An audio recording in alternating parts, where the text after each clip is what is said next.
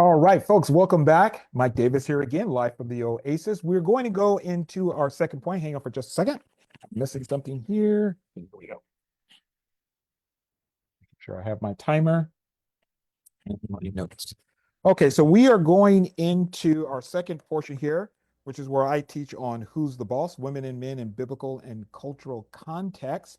And what I'm going to be doing here, well, let's pray first, then we'll get into what I'm going to be talking about for today. So, Father, we thank you in Jesus' name for being able to come together and study your word again. May your spirit grace us.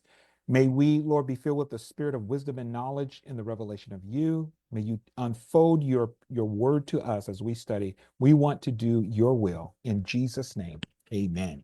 All right, so I have been teaching for quite some time. As a matter of fact, I made a note about this. I've been teaching quite some time on 1 Timothy chapter 2 and verse 12. And what I started to do was what we called a reconstruction of 1 Timothy chapter 2 and verse 12.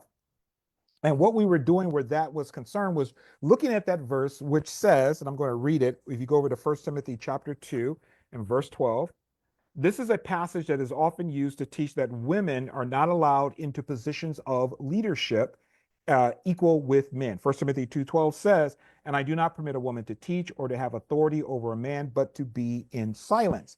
And as I was looking at this, I recognized that as I was looking at different views of this, especially what I would call complementarian views, is that you cannot start with verse 12, pull that verse out and go, okay, here's what this verse means. Women cannot be pastors, women cannot be elders, they cannot hold equal authority with men. They can teach other women, they can teach other children, but they cannot teach men, they cannot be pastors or elders. So what we endeavored to do was to reconstruct the world around the cultural world, the historical world in which First Timothy chapter 2, verse 12 was written. And I did a count. I did 18 messages on this on First Timothy chapter 2, verse 12, and messages that related to First Timothy chapter 2, verse 12, a total of 18 messages. And when I thought about it, I know we're going to be moving into First Timothy chapter 2 and verse 15. But what I wanted to do was a recap of what we've learned up to this point, because there's a lot. Here's the reason I'm doing the recap is so that if someone is not prepared yet to go through all 18 messages, they can watch this recap, which I'm going to do my best to keep it under an hour, just go a little bit past an hour. But they can go to the recap, look at it, and then if they want more depth and detail, if they go, well, how did he get to that? They can go and look at the other messages, the 18 messages, where I go into a lot of depth, a lot of detail for each point that I'm going to be making here today.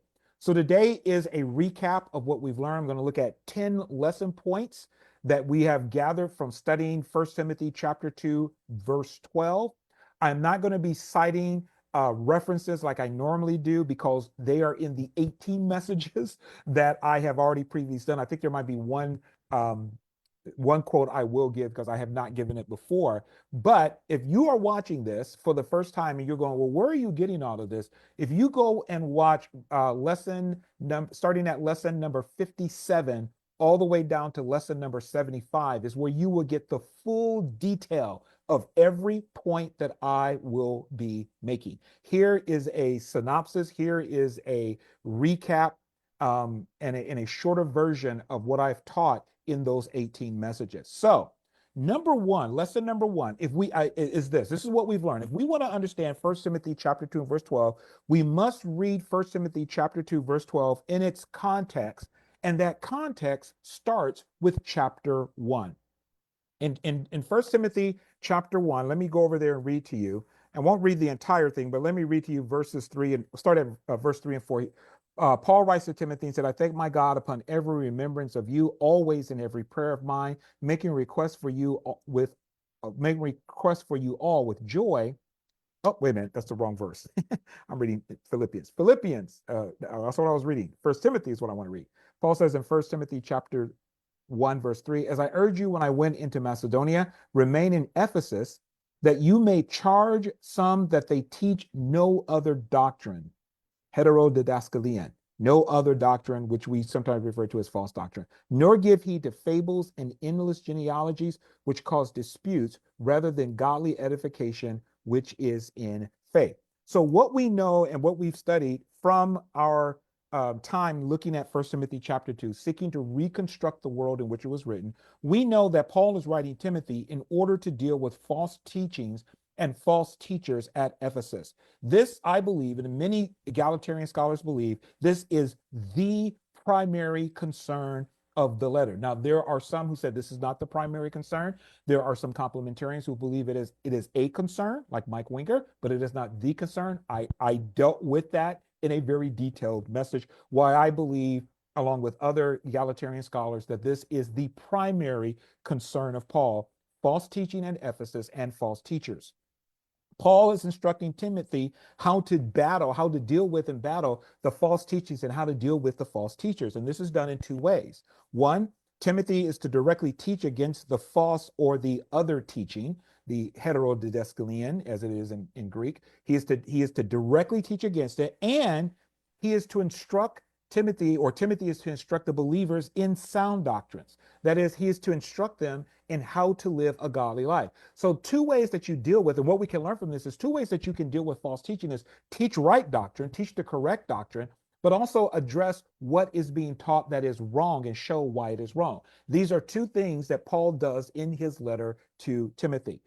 Okay, so that's lesson number one, is we have to read First Timothy in its context. The context of First Timothy is dealing with false teachers, or First Timothy, I should say, the book is dealing with how do you deal with false teachers and their teaching. Lesson number two, Paul is concerned about the believers in Ephesus living godly lives. Now, this is important. Paul is concerned about the believers in Ephesus living godly lives. We see this in First Timothy chapter 2. Let's go back over there, and verses 1 through 3. Paul writes, "Therefore I exhort first of all that supplication, prayers, intercessions, and giving of thanks be made for all men, for kings, and for all who are in authority, that we may lead a quiet and peaceable life in all godliness and reverence, for this is good and acceptable in the sight of God our Savior." So what we see here is that Paul is concerned with them living a godly life. And we learn that godliness is important to Paul. The word godly translates the Greek term eusebia, which is synonymous with the Latin term pietas, from which we get our word piety. And what is godliness? Godliness in the ancient world is the devotion and the fulfillment of one's obligations to the gods, or in regards to Jews and Christians, to God. It's your obligation to the divine, we could say, or to the gods, or to God, or to Christ. It is your obligation and the fulfillment, the devotion and fulfillment of your obligation to the state, to the emperor. It is the devotion and fulfillment of your obligation to your parents, to your husband and wife, to your children, and to your homeland. This is what is meant by godliness. If you hadn't seen the messages on this is the first time, did you know that? Godliness is not just acting right, it is that, but it's also the fulfillment of one's obligations, and one's is the devotion and fulfillment of your obligations to the divine, to the gods, or if you're Jew and Christians, to God and Christ. If you're Jew, to God; if you're Christians, to God and Christ. To the state, and back then it would have been to the Roman state. You've got certain obligations you have to fulfill. To the emperor, to the king, to one's parents, to one's husband or wife, one's children, and one's homeland. So there was both a religious aspect of being godly, and also a civic aspect where you had certain obligations that you had to fulfill. So this was a very important virtue. To be godly was a very important virtue in the first century Mediterranean world. Paul exhorted the people to pray for the king and all who are in authority. Now, remember, we said that part of your godliness is to show your devotion and fulfill your obligations to the king. Now, what used to happen is that in the first century world, Greeks and Romans would go and make sacrifices. Some would say to the king, to the emperor, as if he were a god, but Jews and Christians couldn't do that. So how did Jews and Christians get around that? And they couldn't go sacrifice to the gods of Greece and Rome. So what did they do? Well, the Jewish people did this. They had an agreement. Rather than saying prayers to the gods, or prayer or offering sacrifices to Pharaoh, they said, we will pray, not Pharaoh, to the emperor, to Augustus, to the Caesar. They said, we will pray for him. And this is how they fulfill their obligation. So this was an expression of godliness. So what do we see Paul saying here in First Timothy chapter 2? I exhort first of all that prayer, supplications, intercession, and giving of thanks be made for all men, for kings, and for all who are in authority. So once again, we see here Paul is directing them to fulfill their obligation, not by praying to the gods for the king or making sacrifices to the gods, but they are to pray to God on behalf of the king. They are fulfilling godliness. Okay. And this is so that the believers could live in godliness and in reverence, which Paul says is acceptable to God. So godliness is an important part here. He is concerned about the believers living a godly life. Now, that godliness is a major concern of Paul can also be seen in First Timothy chapter 6 and verse 3. Go over to First Timothy chapter 6 and verse 3. In First Timothy chapter 6 and verse 3, what Paul says there is, verse 3, if anyone teaches otherwise and does not consent to wholesome words, even the words of our Lord Jesus Christ, and to the doctrine or the teaching which accords with godliness, he is proud, knowing nothing, but is obsessed with disputes and arguments over words, from which come envy, strife, reviling, evil suspicions, useless reckonings of men of corrupt mind, destitute of the truth, who suppose that godliness is a mean of gains. From such withdraw yourself. Paul is concerned for people to live godly. So he says, listen, people need to conform themselves to sound teaching and to the words of Jesus Christ, which are in accordance, or which is in alignment with godliness. Okay, so this is a major concern of Paul. The false teachings of the false teachers led to ungodliness, or it led to ungodly behavior that was contrary to the words of Jesus, contrary to the words of Paul, and that would be seen as a threat to Roman power, prosperity, and security. One of the false teachings was that people should not marry. Paul talks about this in First Timothy chapter 4, that it was like somehow or another it was more spiritual to not marry. Well, that would have been contrary. Now, it's not that people could marry, but they were teaching this. They were teaching that people should not marry. They were prohibiting people from being married. Well, this would have been, number one, out of alignment with the word of God, also out of alignment with a Greco-Roman sense of what is piety, because Rome believed in their people having children. So if there are false teachers teaching and prohibiting people from having children, this would have been seen as subversive. Why? Well, what makes up the Roman Empire? What makes up the Roman state? The Roman state is made up of Roman cities. What makes up Roman cities? Roman villages. What makes up Roman villages? Roman families. Okay, so if you stop the families, you disrupt the villages, you end the villages. If you end the villages, there is no state. If you end the state, there is no Roman Empire, because all of those things are connected. The smallest unit of the Roman Empire or of the Roman state was the family. And so there were teachings going on that like prohibit people from marrying. This would have been seen as being subversive to Rome. It would have been seen as a threat to Rome's power, to Rome's prosperity, and to Rome's security. Okay. And so Paul is very careful and telling Timothy, hey, you got to correct this. This is not right. Okay. So calling and one of the things that we said when I was teaching on this is that Rome was always suspicious of new what we could call cults. Well, I don't want to use the word cults because it's a different meaning today. Of new religions, of new associations where people were gathering together and worshiping a God. They were very suspicious of these. They saw them often as being dangerous. And so if the new Christian association or new of believers, if they're coming together and this is being taught, this would have brought down Rome's wrath upon the Christian community. So this is one of the reasons it's so important that these false things are not being taught. They are contrary to godliness, to Eusebia, or to pietas. Okay, so it's because Rome would see it as a threat, and if something is a threat to Rome, Rome is going to squash it. They're going to squash that threat. So calling believers in Ephesus to godly behavior was very important to Paul, and the false teachers and their teachings, their false teachings, was a threat because it promoted things that were contrary to godliness. Okay, when we get to chapter 2 of First Timothy, we find that believers in Ephesus are acting in ways contrary to godliness or piety and honor.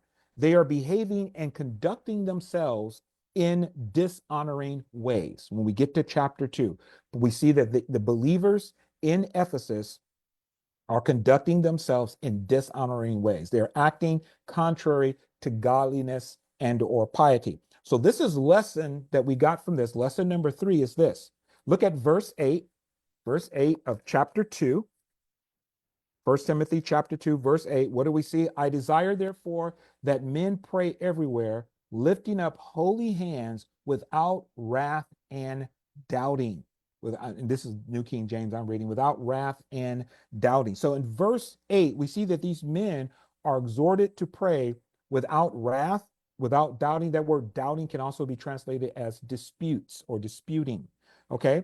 Now, the word wrath, this is one of the things we learn. The word wrath is the Greek term orge, and it refers to anger that seeks to punish another person because you feel you have been slighted or you feel you have been dishonored. So in other words, these men in the community of believers, they are upset, they are angry because they feel like they have been dishonored, they have been slighted. And when you feel this anger, wrath, it's not just you feel angry, is that you seek to punish the person who has dishonored you. So this is an anger that's moving you to certain action. Now, the reason you seek to punish the person who has angered you, so you get your honor back. If you feel like your honor has been taken from you, they thought that way, you could take my honor from me. If you feel that way, then you have to get your honor back. And so you would seek to do something to the person that would regain your honor. Disputing refers to questions or to external debate about what is true. Now, we studied all this. So when they said they are disputing, they are not to, what Paul is telling us, that there's anger and there's disputes, there's debate. In other words, there is conflict going on in the community of believers at Ephesus. And let me say this too. It may or may not be that this was taking place within the church. Now, there are some scholars who will say that Paul here is dealing with a church service. There are other scholars who say, no, not necessarily, it doesn't have to be within a church service. So I'm just going to keep it like this. In the community of the believers, whether they were in church or out of church, there was conflict that was going on.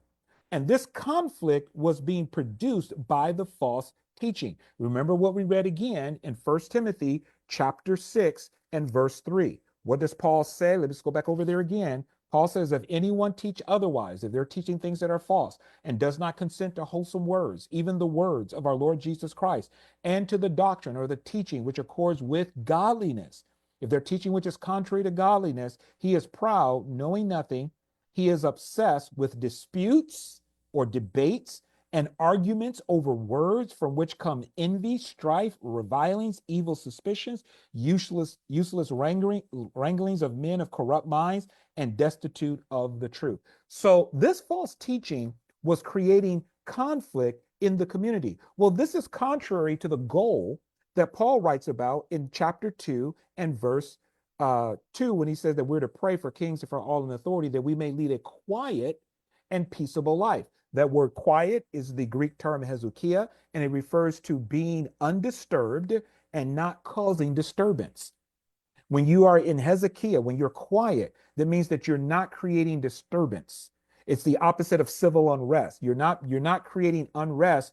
You're not in a place or a state of unrest yourself, and you're not creating it in the community. Well, if the false teaching is creating arguments, if it's creating conflict, if it's creating debate, this is contrary to godliness. This is contrary to a quiet and peaceable life. Okay, it's the exact opposite. So again, Paul is concerned, hey, this false teaching is causing us to look bad. We're arguing amongst ourselves. We are dishonoring each other. We are engaging in dishonoring behavior. Let me rephrase that. We're engaging in dishonorable behavior that is dishonoring to other members in the community.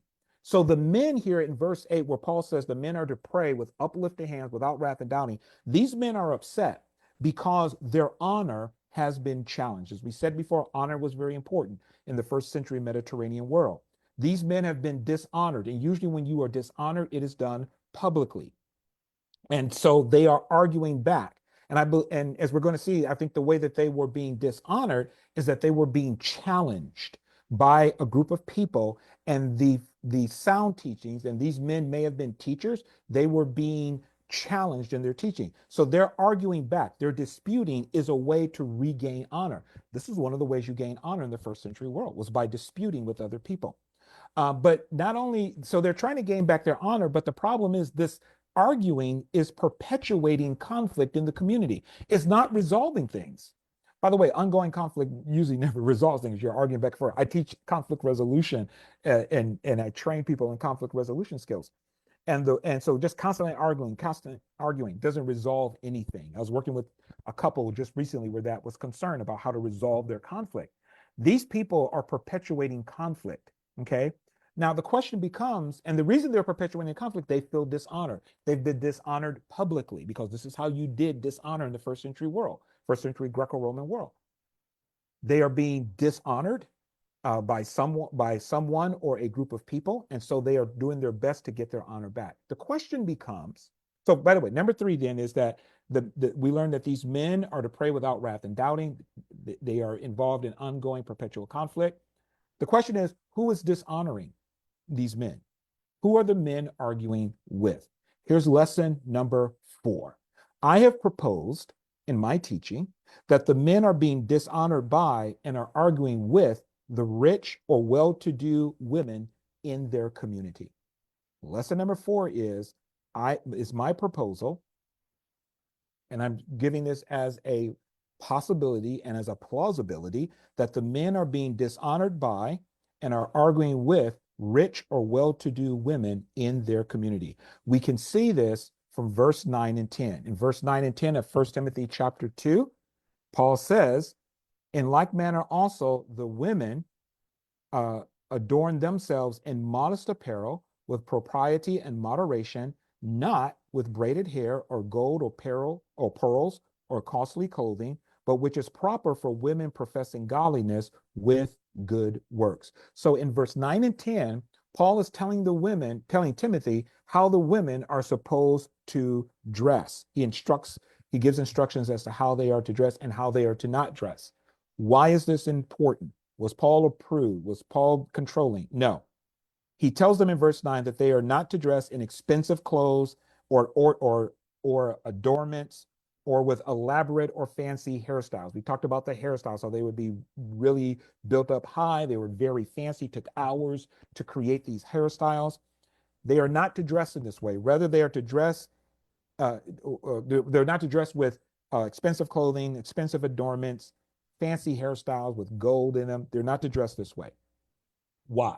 Is Paul against people dressing well? No, because to dress in the manner that he was telling them not to do, forbidding, you could say, to dress in this manner was to indulge in the vice, not the virtue, but the vice of luxuria. What is this? Luxuria was considered a very vile and reprehensive vice. Is when people would wear expensive clothing. They would dress very ornately. They would wear the gold and the silver, and they would do up their hair. The men could do this also. If you did this, you usually did it trying to get honor. But it could also backfire on you, because if you did this, you would be seen as being engaged in the vice of luxuria, which meant that you were indulging your passions, you were indulging your desires, you didn't care for your household, you lacked self-control. They saw this as a very bad vice. Okay? So Paul is telling these women not to do this way. And by the way, Paul telling the women in the congregation not to dress this way, these women he's talking to, these are wealthy women. These are textual clues that he's speaking to a specific group of women, not to all women. He's speaking to a specific group of women who are wealthy and well-to-do, who can afford to dress this way. To do your hair up fancy could take hours to do. You had to have the money for the gold and everything else, the silver and the fancy clothes. He's talking to wealthy women. Okay, and again, for the women to dress this way, it was contrary to the virtue of sophrosune, which is known as moderation or self-control. So if you were dressing this way, it would show that you lack self-control, whether you're a man or a woman, but he's talking here specifically to women. But it also would bring dishonor upon the men or the husbands in the community, because it would show that the men had no that they also lack self-control, that they were just giving in to the whims and the desires of their wives. So it would make the entire community look bad to dress in this way because it was considered widespread in the Greco-Roman world. This is a vice. This is not a virtue. This is a vice. It seemed like you were just indulging yourself in unnecessary luxury. Okay, and they just thought it was wrong. All right. So lesson 4 is my proposal that the men are being dishonored by and are arguing with rich or well-to-do women in their community. These women are rich, we know, by how Paul is telling them not to dress. Lesson 5, I've already stated it, but I'll state it again, is this. Based upon what I just said, Paul is not addressing all women, but the wealthy, well-to-do women in the community. Now, this is important because of how wealth was perceived and what wearing expensive clothing signified in the first century Greco-Roman world. We might see somebody wearing wealthy clothes today and we just thought, wow, they're dressed nice. But that's not necessarily how it was seen in the first century world. Clothing communicated something. It communicated and it would activate beliefs in people. It communicated something significant to people. What was it? Again, to wear expensive clothing was a means of seeking honor. Now, we're talking about first century, not talking about 21st century. In the first century Greco-Roman world of Ephesus, and Ephesus was a rich city, to wear such clothing was a means, as I said before, of seeking honor. It was a means of competing for honor. So you would wear your clothing because you're trying to compete for honor. You would wear clothing because you would show that you were to be treated more honorably than someone else. And again, this creates conflict. Okay. It was also a means of demonstrating and asserting wearing wealthy clothing or expensive clothing was a means of demonstrating and asserting one's social dominance. Again, we've covered this in previous lessons. You can go back and get the full detail. What was social dominance? It was the assertion of power over one person or group over another person or group. Social dominance is the assertion of power of one person or one group over another person or another group. It is assuming when you are operating in social dominance, it is assuming a powerful role over another social group. And usually social dominance is based upon certain factors like economic status or race or gender or religion. So there could be several things, several factors that can contribute to your feeling of social dominance, that you should be in control or you should rule over another person. Here it was their wealth, which would bring with it a certain amount of status. So economic status, social status could and did lead to social dominance. One group seeking to dominate another group or another person. Aristotle, who we've looked at before in his book on rhetoric, he stated that one of the attitudes of the rich is that they believed they had the right to rule over others. They had the right to lead over. He said, this is one of the things that wealth produces. It produces an attitude that you have the right to rule over another person, to lead others. Okay. And we also learned that there was a mindset that believed the wealthy were morally superior to those who were less wealthy. There were those who believed that the wealthy were morally superior, and this is what gave them the right to rule. Why are we morally superior? Because of our wealth. Why can we rule? Because of our wealth. So this would cause them to seek to rule over, to assert power over other people. Now, again, based upon early works and what we can read from the time period, this is what was taking place among the wealthy. Okay. So in saying all of that, remember before, what's the lesson number 5? Paul is not addressing all women, but the wealthy and well-to-do women.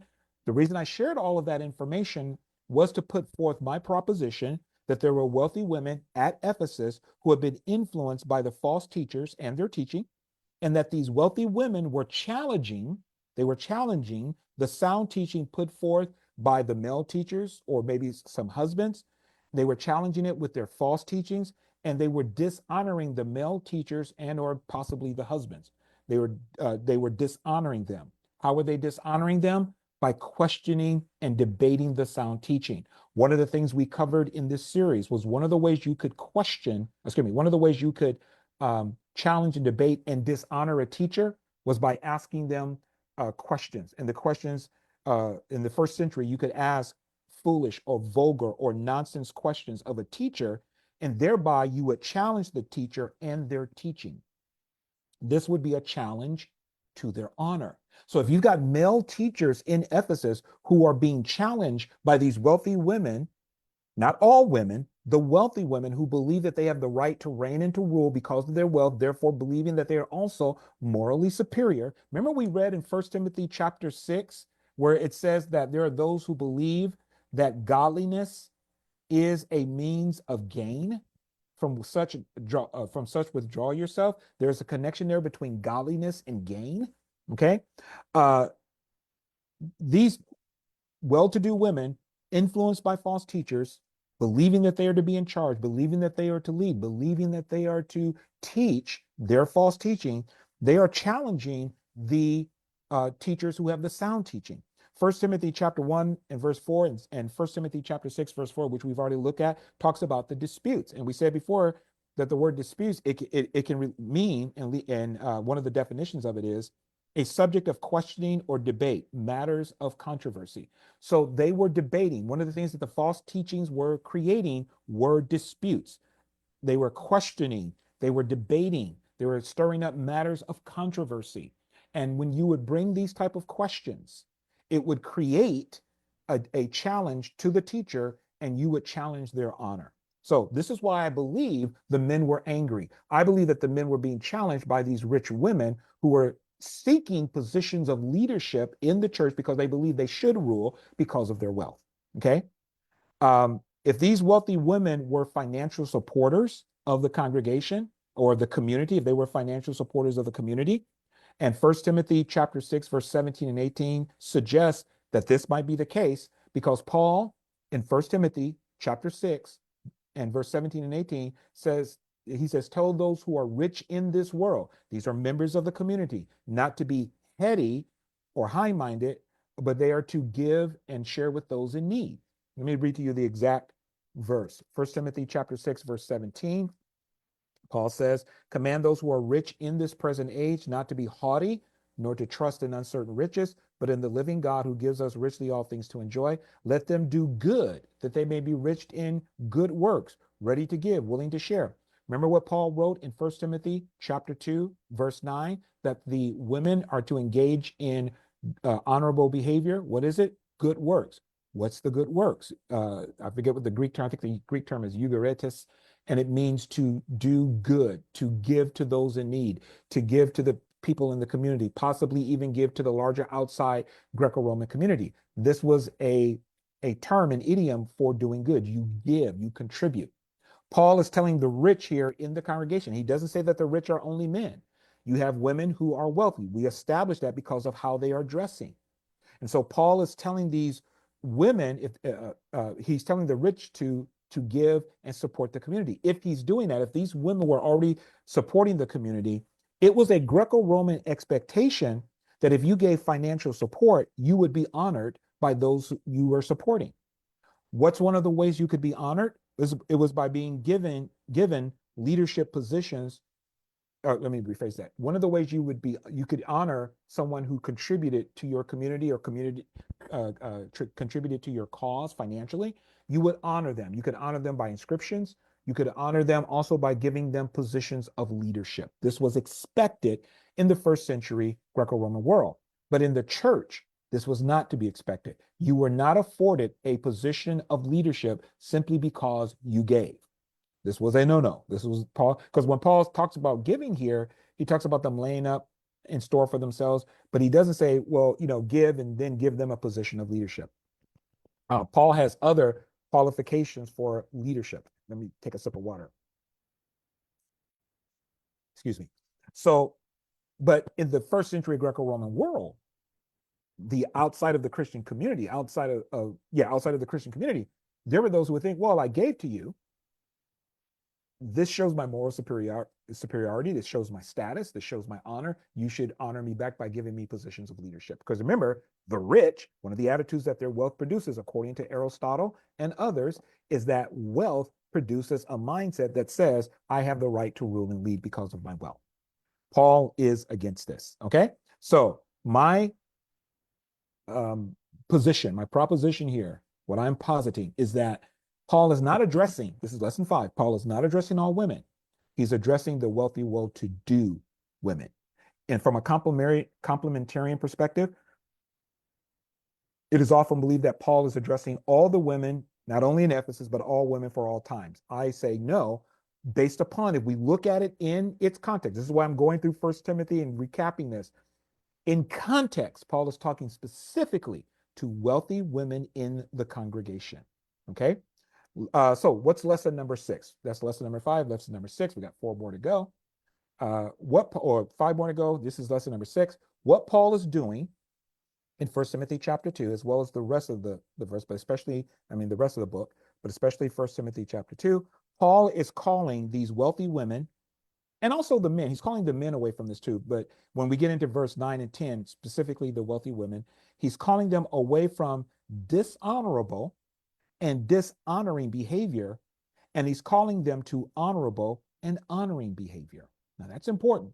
He's calling them away from behavior that is dishonorable for them. It causes them to come into dishonor, and behavior that not only is dishonoring for them, but it causes them to dishonor others. He's calling them away from that. He's calling them to behavior that is honoring, that brings them that's honorable, brings them honor, and will cause them to honor other people. So in verse 9 and 10, Paul calls them to, according to the New King James, modest apparel, propriety, and moderation or self-control, and good works. This is what Paul calls them to do. This is how they are to adorn themselves. They are to adorn themselves in virtue. This was something that was a theme in the ancient world. One of the ways you would adorn yourself or dress yourself was with virtue. So all of the terms that Paul uses, modest apparel, propriety, moderation or self-control, good works, these are all terms for honorable conduct and honorable behavior that would cause the woman to be seen as virtuous by the community and also by the outside Greco-Roman world. They would be seen as virtuous if they did these things. And it was also, not only was it honorable for the women, it was also honoring. It would bring honor to the community, to the believing community. So if the women engaged in these behaviors that Paul was calling them to, they would no longer be dishonorable and dishonoring. They would be honorable and honoring. Paul is calling them away from behavior that is dishonorable and dishonoring. He's calling them to conduct and behavior that is honorable and honoring. Okay. He continues this theme from verse 9 and 10 into verse 11 and 12. What do I mean? He is still in verse 11 and 12 calling them away from behavior that is dishonorable and dishonoring, and he's calling them into behavior that is honorable. Okay? So in verse that is honorable and honoring. So in verse 11 and 12 of 1 Timothy chapter 2, Paul says, so he's been dealing with moving away from dishonoring behavior to honorable behavior, from dishonoring others to honoring others. He starts actually in verse 8 when he tells the men, lift up your hands without wrath and doubting. I want you to stop arguing with other people. I want you to let go of this need to fight for your honor. Okay. Then he tells them in, which by the way is in alignment with the teachings of Jesus. So this is in alignment with godliness. Then he tells them in verse 9 and 10, he calls the women away from dishonoring behavior and dishonorable and dishonoring behavior to honorable behavior and honoring behavior of others. Then in verse 11 and 12, he continues on. Let a woman learn in silence with all submission. And I do not permit a woman to teach or to have authority over a man, but to be in silence. Now, often this is said that, okay, we'll see right here, women are to be quiet in church. They're not to say anything, and they're not supposed to teach. But again, if you look at the theme of what Paul has been teaching, he's exhorting them towards godliness, that they are to fulfill certain obligations, that they are to engage in behavior that is honorable and honoring. We see him saying the same thing here. Let a woman learn in silence. Now, the word silence there as we said before, is the Greek term hezukia, which doesn't just simply mean being quiet and saying nothing. It means that you are not disturbed and you are not disturbing. Okay. It refers to not disturbing or being a disturbance, especially, as one scholar says, in a political or community context. Well, here's a community context. And this community context may be in the home. This community context, it just may be the community of believers. It could at times maybe be within the church. The text is a little bit ambiguous there. So I just cover all three. I just say the community. So it could be at home, it could be in the church, it could just be people greeting and meeting with each other. Paul says, look, when you are learning, what I want you to do is I want you to learn, and I want you to learn. And by the way, come I said, well, learn there, that would relate directly to church. Well, some people see when it talks about the women and the men here, it could be talking about husbands and wives. And in the first century Greco-Roman world, because usually the husbands were older than the wives. They could be anywhere from 10 to 12, 15 years older, and the wives would be young, maybe 14, 15, 16 years old. The husbands would often teach wives. That was the fact of the culture. So there are some who argue that when it says, I do not permit a woman to teach, no, let a woman learn in all silence, it's talking about maybe the instruction that it gives to husbands.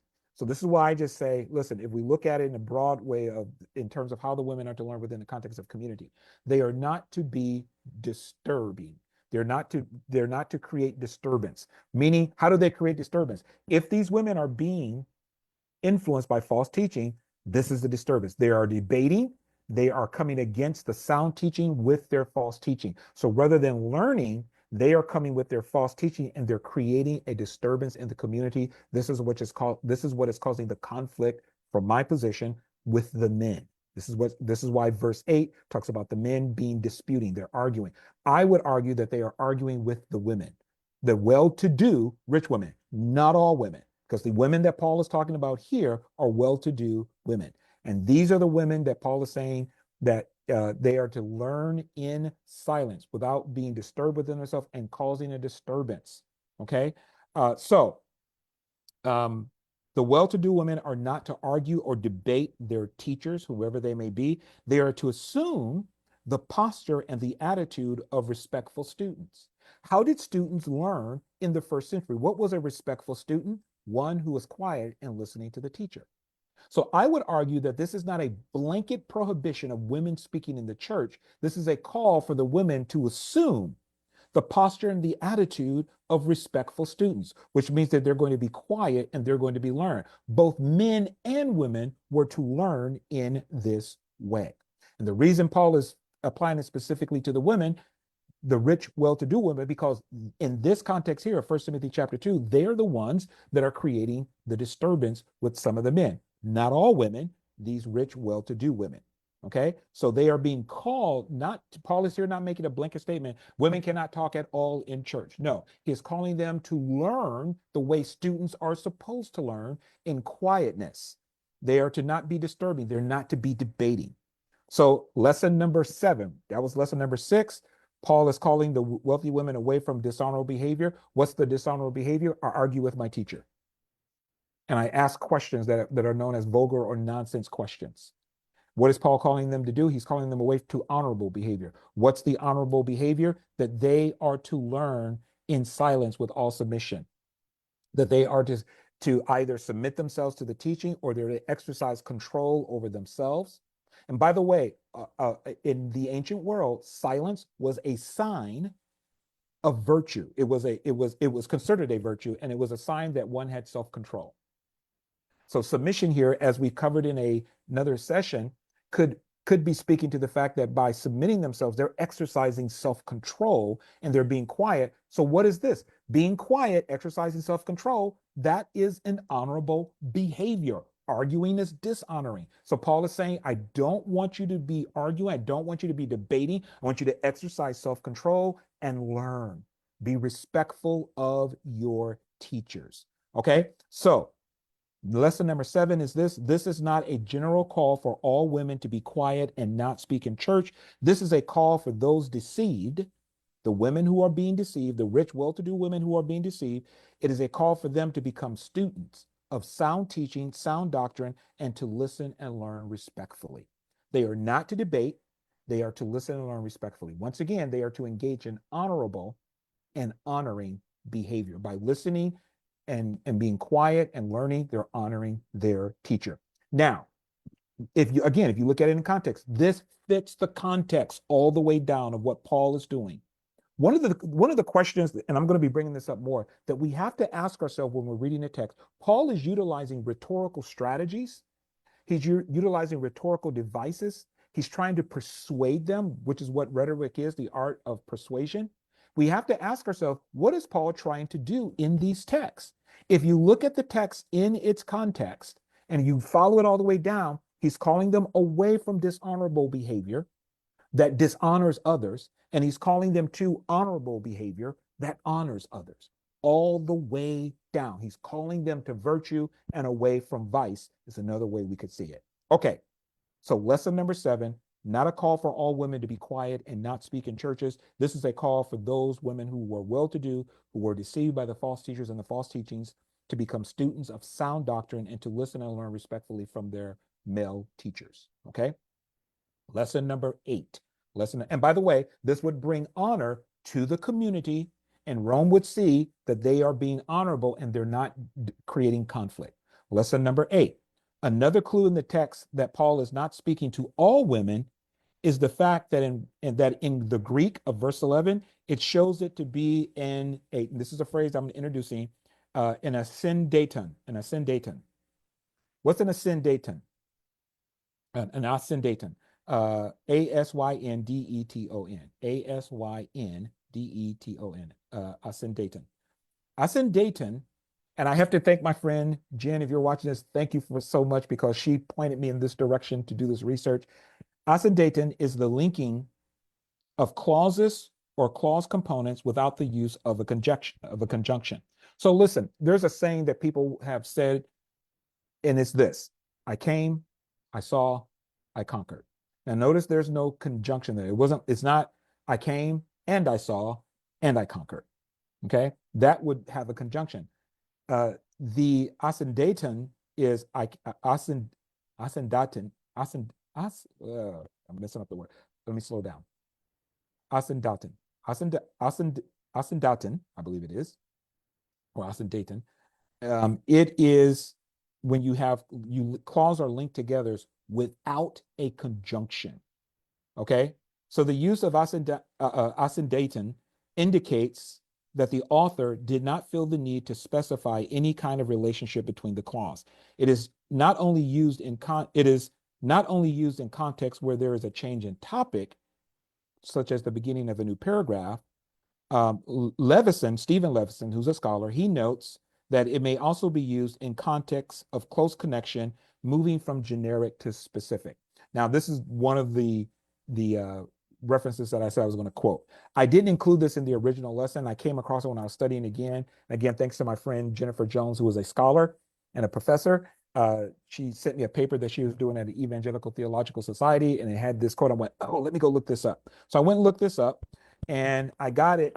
I did a little bit more research from a book that I have called, this book here, A Discourse Grammar of the Greek New Testament, a practical introduction for teaching and exegesis. And it talks about the asyndeton. Asyndeton. I hope I'm pronouncing that word correctly. Asyndeton.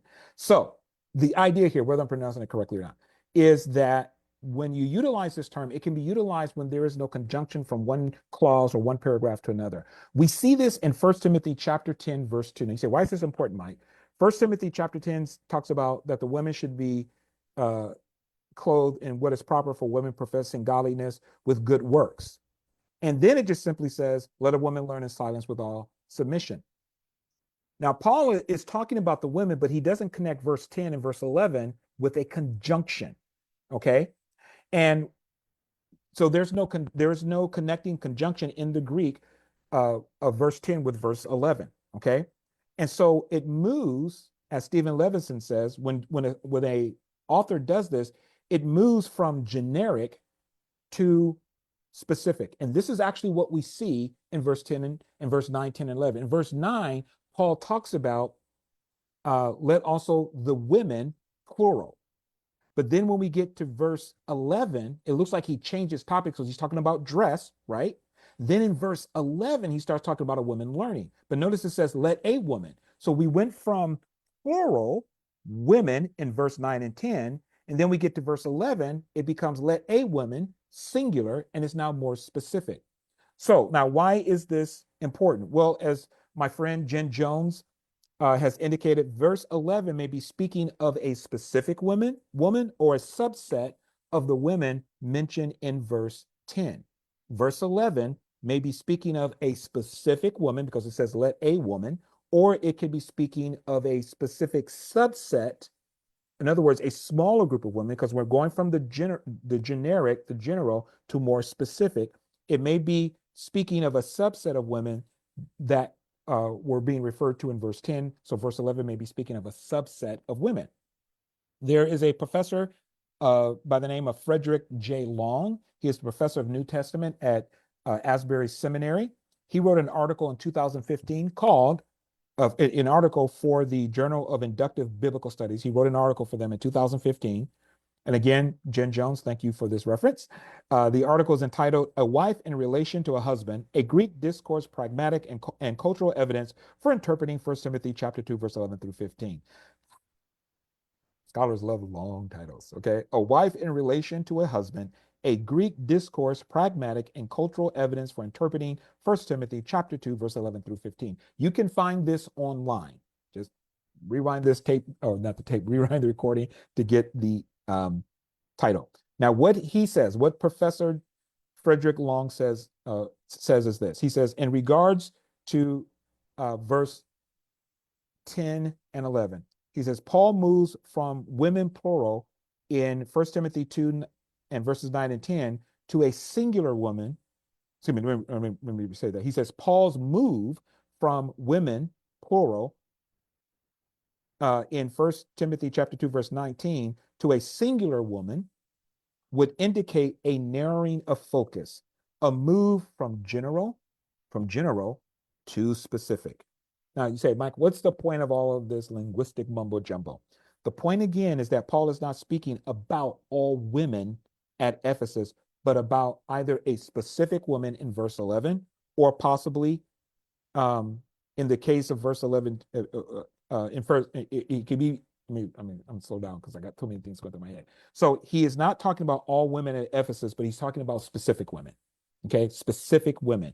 Or possibly in the case of verse 11 and 12, he's talking about a specific woman that's causing these problems, or a subset of the rich women that was dealing with in verse 9 and 10. Does that make sense? He's not talking about all women. He's talking about a specific group of women, and he narrows it even more when he starts talking about, hey, let a woman learn let a woman learn in silence with all submission, because he goes from general to specific. And then he goes on to say, and now we have a conjunction, and I do not permit a woman, singular, to teach or to have authority over a man. So he's not talking about, that's why I quoted all this. It's not talking about all women. It's moving from general to specific. He has in mind, Paul, the author, has in mind a specific group of women, a subset of women that is causing these problems. He's not dealing with all women. So that's the point of why I read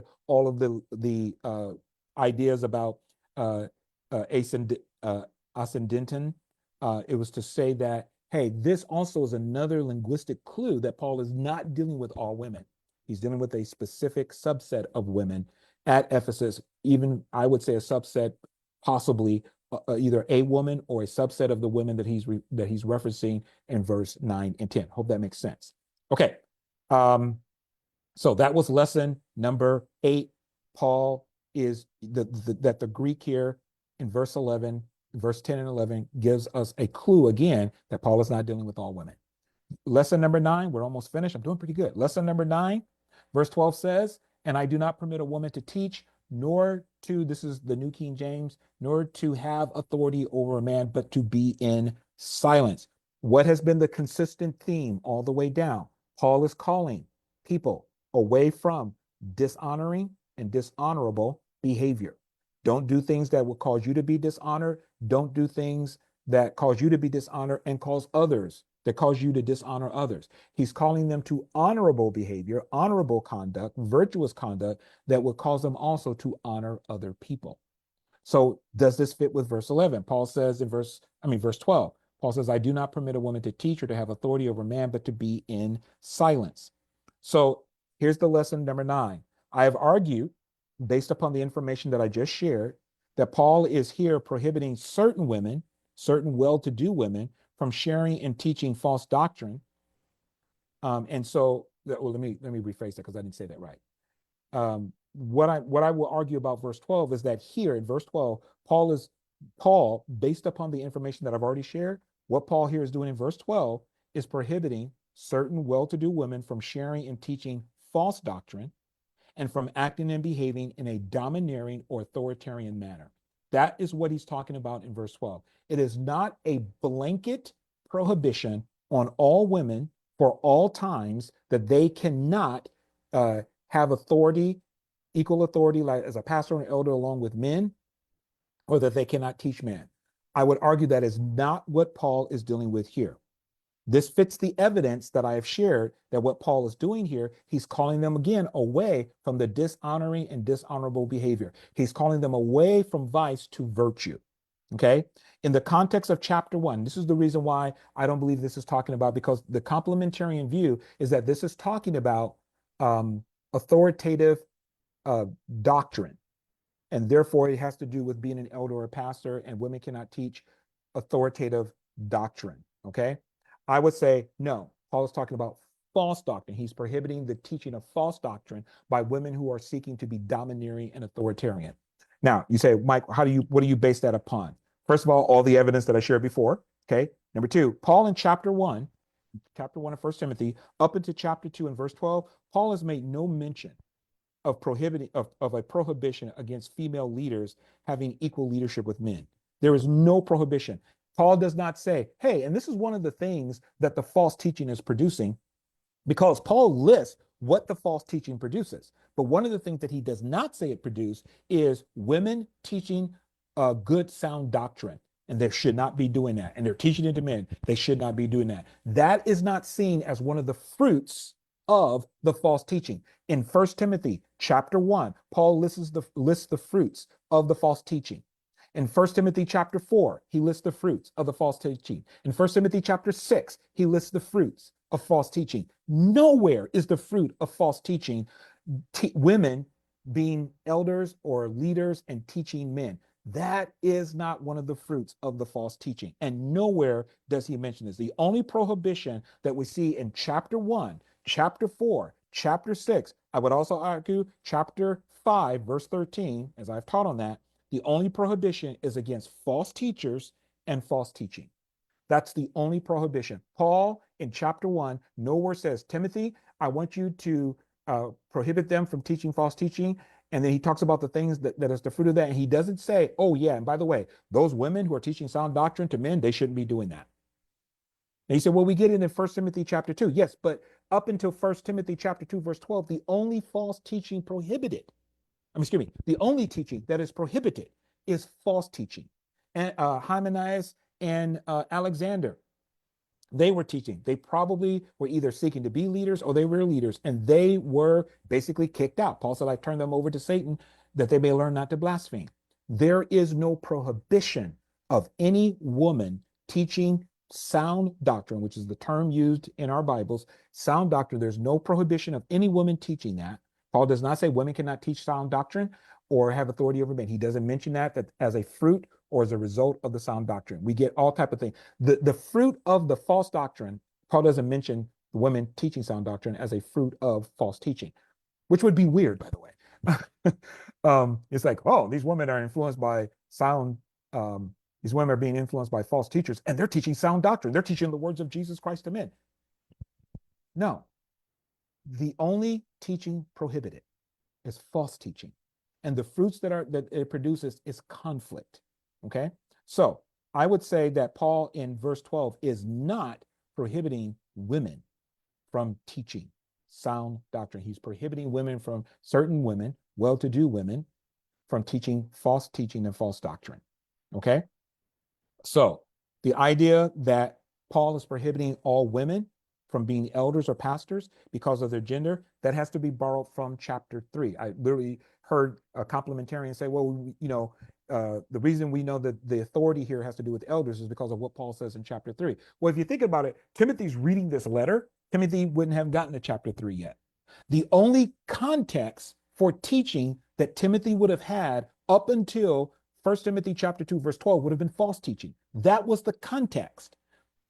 1 Timothy chapter 3, where Paul talks about the elders or the episcopus, the elders or the overseers, and them teaching, that comes later. So what you would have to argue is that Timothy's just kind of skipped ahead, read chapter 3, then read chapter 3, and went back to chapter 2 and read it. No, Timothy was reading the only context that talked about teaching that was prohibited was false teaching. Okay, there was no mention of it before then, of women being prohibited from teaching sound doctrine. There's no mention. All right, so lesson number 10, last lesson, just at an hour now. Here's the last lesson, lesson number 10. So lesson number 9, based upon the information that I've already shared, Paul is in verse 12 prohibiting certain well-to-do women from sharing and teaching false doctrine and from acting or behaving in a domineering authoritarian manner. Remember, we said before that wearing the expensive clothing, which is what the well-to-do women were doing, was a way of asserting your social dominance, and that the rich believe that they have the right to rule. So I believe this goes along with the idea of authority here, the Greek term authentane, which can mean to domineer. And according to Dr. Cynthia Long Westfall, it can also be a mean you domineer and you dishonor the one that you are seeking to domineer. It fits the theme from verse 9 all the way down. Lesson number 10. Look at verse 13 and 14, and this is where we're going to close. Then it says, for Adam was formed first, then Eve, and Adam was not deceived, but the woman being deceived fell into transgression. Lesson number 10, Paul is not using the creation narrative from Genesis to lay down a universal principle that women are excluded from being a pastor or an elder equally with men based on their gender and based upon the order of creation. This is the complementarian view that because Adam was created first, therefore he is to be the leader and women are excluded from leadership. I would say this is not what Paul is teaching. Again, there is a complete teaching on this. You have to go and find the teaching starting at video 57 all the way to video 75 are all the teachings and all these different points that I'm making. Adam being mentioned as created first does not speak to the ancient custom of primogeniture as many complementarians, or I would dare say all complementarians teach. Adam and Eve were husband and wife. Adam and Eve were not siblings.